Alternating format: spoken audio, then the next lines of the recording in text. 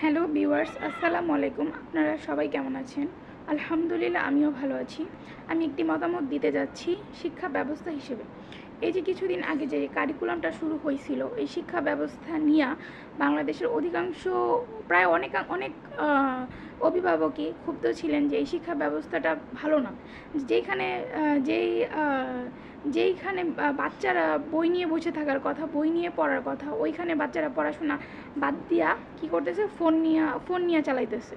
স্কুলে যদি কোনো পড়া হইতেছে, স্যাররা বলতেছে ইউটিউব থেকে দেখে না, ওই ইউটিউব থেকে শিক্ষা না। এই শিক্ষা ব্যবস্থাটা কি ভালো? আপনারাও তো অনেক আন্দোলন করছে। এই যে আমাদের এই যে ছাত্র আন্দোলনের মাধ্যমে আলহামদুলিল্লাহ এই যে ইয়াটা হইল, এই যে পুরাতন সংসদটা ভেঙে গেছে, আবার কিছুদিন পরে সংসদ হবে, আবার নতুন করে নির্বাচন হবে।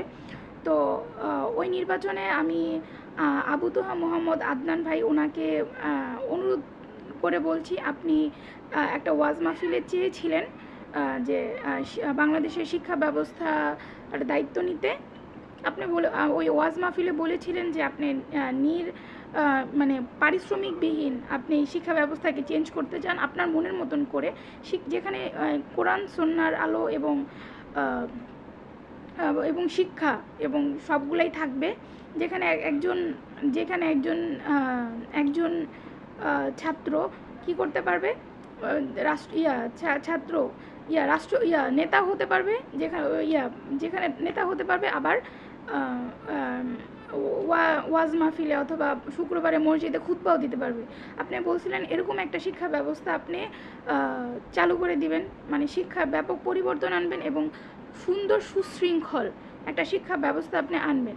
তো আমাদের বাংলাদেশের সংসদ ভবন ভেঙে গেছে, সংসদ আবার কিছুদিন পরে নির্বাচন হবে। তো আমি আপনাকে অনেকভাবে ভীষণভাবে অনুরোধ করছি, আপনি আসেন, আপনি আমাদের শিক্ষামন্ত্রী হিসেবে প্রার্থী হন।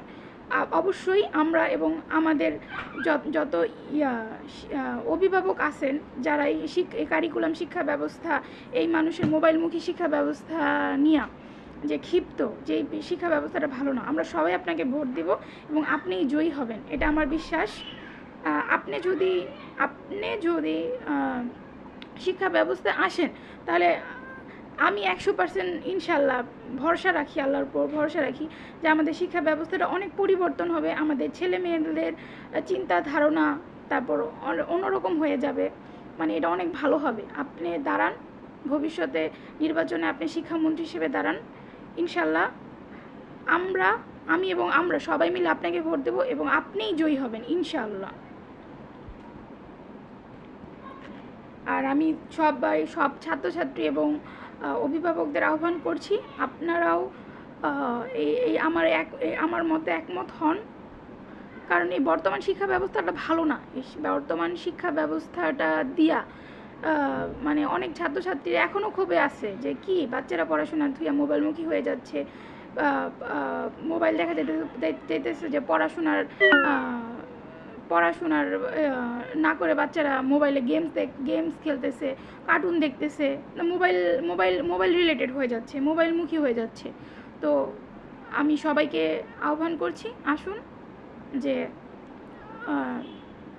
আমাদের খুবই পরিচিত এবং প্রিয় একজন মানুষ আবু তোহা মোহাম্মদ আদনান ভাই, উনি আমাদের শিক্ষামন্ত্রীতে আসুক এবং আমাদের শিক্ষা ব্যবস্থাটা উনি উন্নত করে তুলুক এবং উনার মনের মতন করে এবং কোরআন সুন্নাহর আলোধারা। এটা আমার মতামত ছিল।